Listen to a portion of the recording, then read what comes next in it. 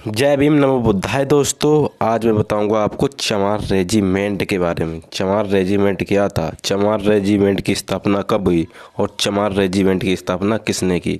दोस्तों जैसा कि आप सबको पता है, चमार एक बहुत ही योद्धा जाति है। चमार जाति में बहुत ही ताकतवर लोग पैदा हुए। दोस्तों अगर चमार जाति में ताकतवर लोग नहीं होते तो ब्रिटिश शासन, अंग्रेजी शासन हम लोगों को सेना में भर्ती नहीं करते। चमार लोगों को सेना में भर्ती नहीं करते। चमार लोगों की सहनशीलता देख के, लड़ने की सहनशीलता देख के, योद्धापन देख के, जब पहले अंग्रेज़ों का शासन था तब अंग्रेज़ों ने चमार रेजिमेंट की स्थापना की। चमारों को उसमें भर्ती किया। जितने भी युद्ध हुए, प्रथम युद्ध के दौरान विदेश में युद्ध होते थे तो अंग्रेज़ चमार रेजिमेंट की सेना को भेजा करते थे युद्ध के लिए। जैसे जैसे भेजते गए उनका सहनशीलता बढ़ती गई, ताकत बढ़ती गई। नंबर 1 की रेजिमेंट कहीं भी चलते थे, चमार रेजिमेंट अन्य जाति के और रेजिमेंट चलते थे, लेकिन सबसे ताकतवर जो सेना थी चमार रेजिमेंट की ही मानी जाती थी। दोस्तों उस दौर में, अंग्रेज़ों के दौर में, जब अंग्रेज़ों का शासन था तब अंग्रेज़ों ने ही चमार रेजिमेंट की स्थापना की थी। और चमार रेजिमेंट की अंग्रेज़ों ने स्थापना कब की थी दोस्तों, ये भी आपको बताएंगे। दोस्तों जैसा कि मैं आपको बताता चलूँ, चमार रेजिमेंट की स्थापना अंग्रेज़ों ने 1 मार्च 1943 को की थी। उसके बाद दोस्तों 2-3 साल तक युद्ध चलता रहा। प्रथम इस युद्ध के दौरान अंग्रेज़ों ने चमार रेजिमेंट की सेना ही भेजते थे कहीं पर भी युद्ध होता था। उसके बाद दोस्तों एक बार इन्होंने द्वितीय विश्व युद्ध के दौरान दोस्तों अपनी सेना को सिंगापुर भेजा। इन्होंने सिंगापुर भेजा चमार रेजिमेंट को, सेना को। तो उन्होंने जैसे ही वहाँ पर भेजी सेना, वहाँ पर सेना पहुँची चमार रेजिमेंट की, अपने समाज की सेना पहुँची वहाँ पर सिंगापुर में। सुभाष चंद्र बोस जी को मारने के लिए सेना भेजी थी। जैसे ही सुभाष चंद्र बोस जी को, नेताजी को हमारे चमार रेजिमेंट की सेना ने देखा तो उस पर युद्ध नहीं की, क्योंकि अंग्रेज़ों ने हमारे भाइयों को ही मारने के लिए हम लोगों को भेजा था सिंगापुर।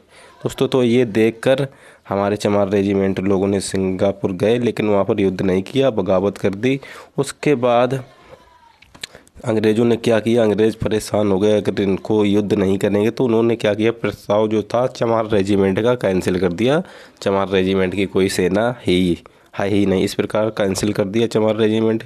लेकिन कुछ उन्होंने तो कैंसिल कर दिया, लेकिन सिंगापुर में जो अपनी सुभाष चंद्र जी की सेना थी उसी में वो लोग शामिल हो गए, सारे लोग शामिल हो गए। उसके बाद शामिल होने के बाद इंडिया आ गए वापस। उसके बाद दोस्तों चमार रेजिमेंट का क्या हुआ, उन्होंने निरस्त कर दिया। 1946 को जी निरस्त कर दिया। 3 साल तक ये सेना चली चमार रेजिमेंट की, निरस्त कर दिया, ख़त्म कर दिया चमार रेजिमेंट का। अन्य रेजिमेंट अभी भी चलते हैं लेकिन चमार रेजिमेंट नहीं चलता।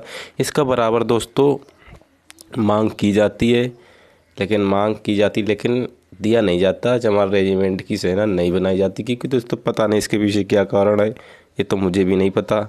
उसके बाद 3 साल तक चमार रेजिमेंट चला, 1943 से 1946 तक चला। उसके बाद 1947 में देश आज़ाद हो गया। उसके बाद से अभी तक चमार रेजिमेंट की स्थापना नहीं हुई, मतलब सेना नहीं बनाई गई। पता नहीं क्यों नहीं बनाई गई, इसके बारे में सरकार से बराबर अपील होती है, करते हैं हमारे समाज के लोग, लेकिन सरकार सुनाई नहीं करती। इसके पीछे क्या कारण है मुझे तो नहीं पता। दोस्तों जैसा कि आपको पता है चमार एक वीरों की जाति है। अगर आपसे कोई कह दे चमार रेजिमेंट के बारे में क्या है तो आप इस प्रकार से बता सकते हैं चमार रेजिमेंट ये था दोस्तों। और बहुत बड़ा पैमाने में दोस्तों जो चमारों की सेना थी चमार रेजिमेंट की, बहुत ही योद्धा वीर थे चमारों के, क्योंकि दोस्तों कहीं भी युद्ध होता तो चमारों को ही भेजा जाता था, चमार रेजिमेंट की सेना को भेजा जाता। बहुत ही ताकतवर थी, कहीं भी जाते थे युद्ध जीत के आते। जब उन्होंने सिंगापुर में सुभाष चंद्र बोस जी के खिलाफ वहाँ पर उतार दिया हमारे चमार रेजिमेंट की सेना, तो उन्होंने युद्ध नहीं किया। उसके बाद उन लोगों ने चमार रेजिमेंट की जो संस्था थी उसको कैंसिल कर दिया, मतलब सेना को कैंसिल कर दिया कि चमार रेजिमेंट की कोई सेना है ही नहीं। इसके बाद ख़त्म कर दिया सब कुछ। 3 साल तक चली, उसके बाद ख़त्म कर दिया। उसके बाद फिर देश भी आज़ाद हो गया। उसके बाद फिर जब से ये प्रस्ताव पारित ही नहीं हुआ, प्रस्ताव कैंसिल कर दिया। आज भी मांग होती है लेकिन प्रस्ताव पारित नहीं हुआ। चलिए दोस्तों इसी के साथ वीडियो समाप्त करते। अगर आप लोगों को वीडियो अच्छी लगे तो लाइक करें, शेयर करें और हमारे चैनल को सब्सक्राइब ज़रूर कर लें। चलिए दोस्तों, जय भीम नमो बुद्धाय दोस्तों।